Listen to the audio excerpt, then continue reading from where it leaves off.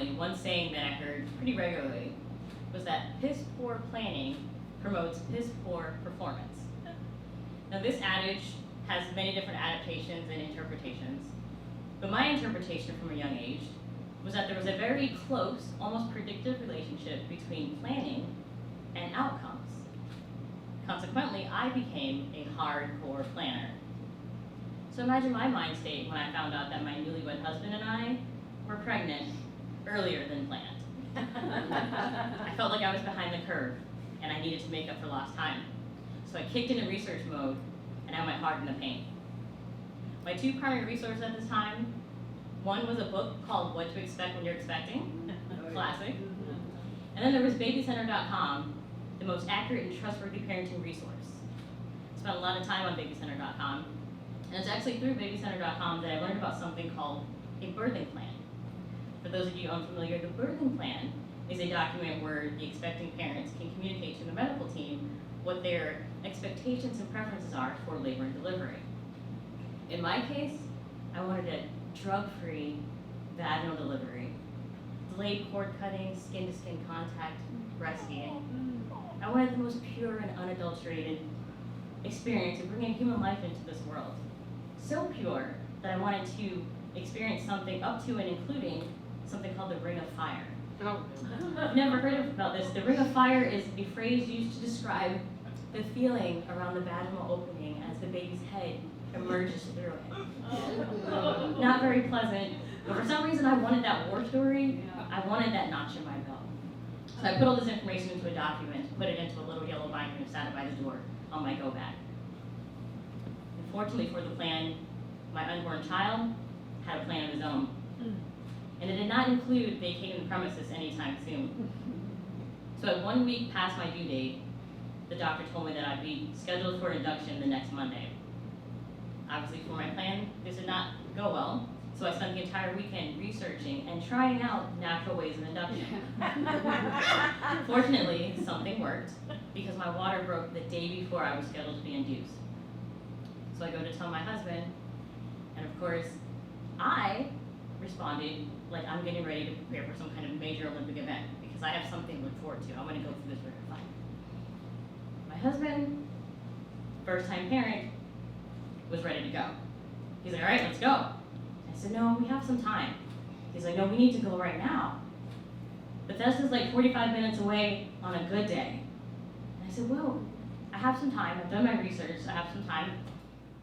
I'm not experiencing any kind of contractions right now. And it's a Sunday. There's not going to be any traffic. I was like, there's always traffic on 495. I said, okay, fine. Well, I'm going to take a shower. So I go and take a shower, and I'm stalling. You know, I'm trying to like get in the zone because I got like a big thing going on today. So I take like a long 20 to 30 minute treat yourself shower. And he's like, what's taking so long in there? So I'm taking a shower. How long does that take?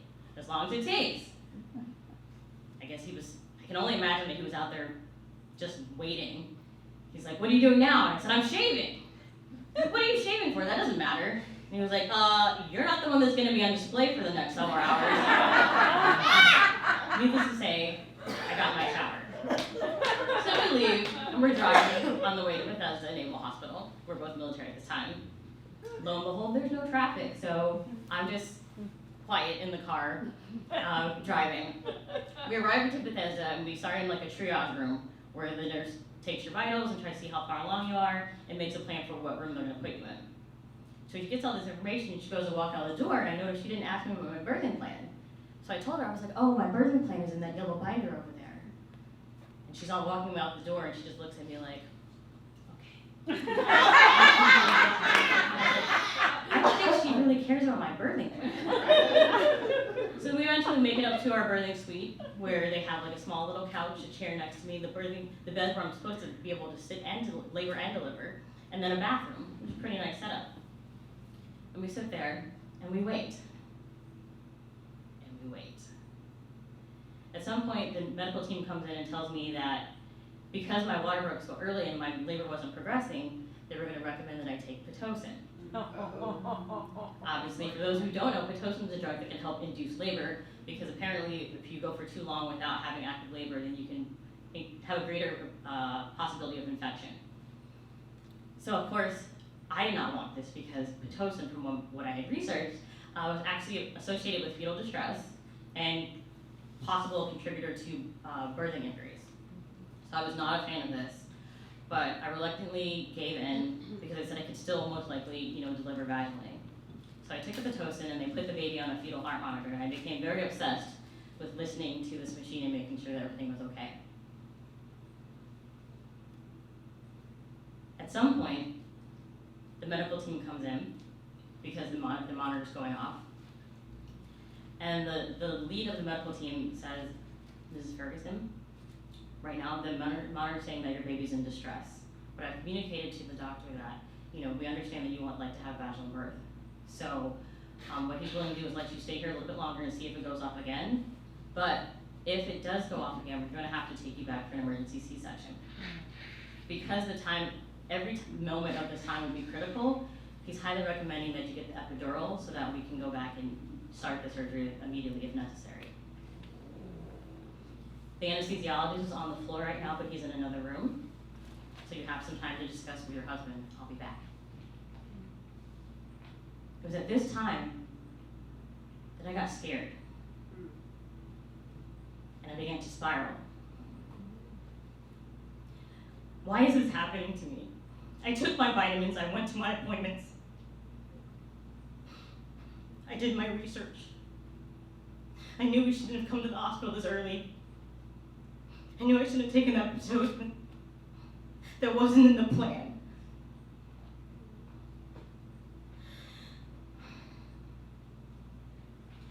But then I realized that there was something else that wasn't in the plan.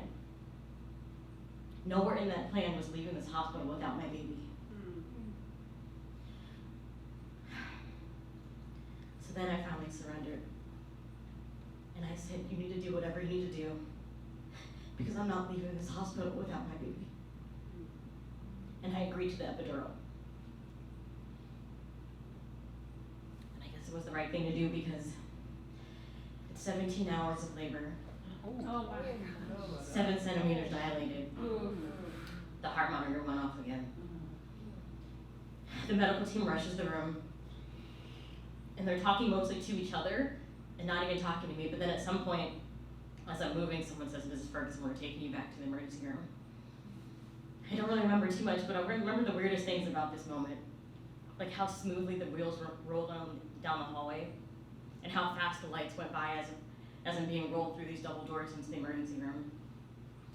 I remember there was a tent separating my upper body from my lower body. It was blue. I remember the surgeon saying, I'm going to put something on your belly now. Let me know if you feel it.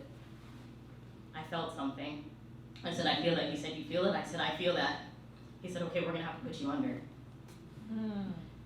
So the last thing I remember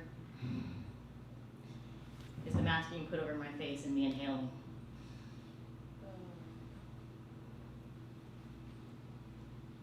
I did not have a drug-free vaginal delivery. I did not have delayed cord cutting. I don't even know if I had skin-to-skin contact. What I did have was a healthy baby boy delivered by C-section that morning. all right. Now, because of the drugs that were in my system, I was not conscious enough to hold him until later on in the evening, like 12 hours later. So as I'm in the room with the nurse that's monitoring me, and she brings the baby over to me. Now, I know I've been breathing this whole time, but for some reason, holding this baby in my arms and looking down at his precious, wrinkly, cone-headed baby, I actually finally exhaled. 3 days later, my husband, my son, and I all left the hospital together. His father and I are a little bit wiser about the types of decisions you have to make as a parent. I learned a lot from this experience. Perhaps not what you think. Many years later, I'm very much still a planner. Just these days I use erasable ink.